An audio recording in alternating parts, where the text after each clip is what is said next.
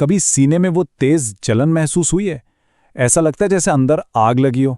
अच्छा, वो सिर्फ एक बेआरामी का एहसास नहीं है, इसके पीछे ना एक पूरी कीमियाई जंग चल रही होती है, और आज हम इसी जंग के राज को समझने वाले हैं। तो आखिर ये होता क्या है सीने की जलन के दौरान? ये एहसास आता कहाँ से? इसका जवाब हमारे जिस्म के अंदर होने वाले एक्शन में ही छुपा हुआ है। जी हाँ, ये कोई मामूली बात नहीं, ये बाकायदा एक कीमियाई जंग है। और इस जंग को समझने के लिए हमें इसके दो मरकजी किरदारों को जानना पड़ेगा जो हर वक्त आमने सामने रहते हैं। तो चलें मैदान में उतरते हैं और इन हरीफों से मिलते हैं।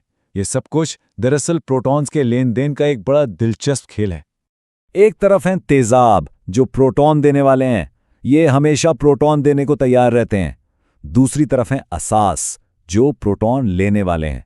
सीधा साधा उसूल है, एक देता है तो दूसरा ले लेता है। आसान लफ्जों में कहें तो जब कोई तेजाब पानी में जाता है ना, तो वो हाइड्रोजन आयंस यानी प्रोटॉन्स हर तरफ फैला देता है, और यही चीज उसे उसकी तेज तीखी पहचान देती है जिसे हम तेजाबियत कहते हैं। और एहसास का काम बिल्कुल उल्टा है, वो पानी में से इन आज़ाद प्रोटॉन्स को हटा देता है, अक्सर अपने हाइड्रोक्साइड आयंस को भेजकर जो इन प्रोटॉन्स को पकड़ लेते हैं। समझें कि ये सफाई करने वाला है। तो भाई, इस जंग में जीत किसकी हो रही है, तेजाब की या असास की? इसका हिसाब रखने के लिए हमारे पास एक खास स्कोरबोर्ड है जिसे हम कहते हैं पीएच स्केल। ये 0 से 14 तक का एक पैमाना है जो असल में हाइड्रोजन आयंस की ताकत नाप रहा होता है। लेकिन यहाँ एक बड़ी दिलचस्प बात है, जितने ज्यादा आयंस होंगे पीएच नंबर उतना ही कम होगा। थोड़ा उल्टा हिसाब है। इसे ऐसे समझें कि 7 का नंबर बिल्कुल दरमियान में है, यानी न्यूट्रल, जैसे कि खालिस पानी। 7 से नीचे कुछ भी तेजाबी है और 7 से ऊपर हर चीज असासी या एल्कलाइन है। अच्छा, फर्ज करें हमारे पास टमाटर का जूस है जिसका पीएच है 4, और दूसरी तरफ है सेब का जूस जिसका पीएच है 3। सिर्फ एक नंबर का फर्क है। सुनने में तो बहुत मामूली सी बात लगती है ना? लेकिन क्या ये वाकई इतना मामूली है? बिल्कुल नहीं, और यही तो पीएच स्केल का जादू है। ये कोई आम गिनती नहीं है। इसका मतलब यह है कि पीएच 3 पीएच 4 से 10 गुना ज्यादा तेजाबी है। हर एक कदम दरअसल एक बहुत बड़ी छलांग है। लेकिन कहानी यहां खत्म नहीं होती। तेजाबियत सिर्फ पीएच नंबर पर मुनहसर नहीं होती है, ये इस बात पर भी मुनहसर है कि कोई तेजाब अपना काम कितनी अच्छी तरह से करता है। जरा सोचें, एक मजबूत तेजाब एक ऐसे मेहमान की तरह है जो पार्टी में आते ही अपने सारे तोहफे सब में बांट देता है।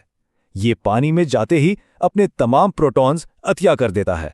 कोई हिचकिचाहट नहीं, कोई कंजूसी नहीं। दूसरी तरफ कमजोर तेजाब थोड़ा मोहतात है।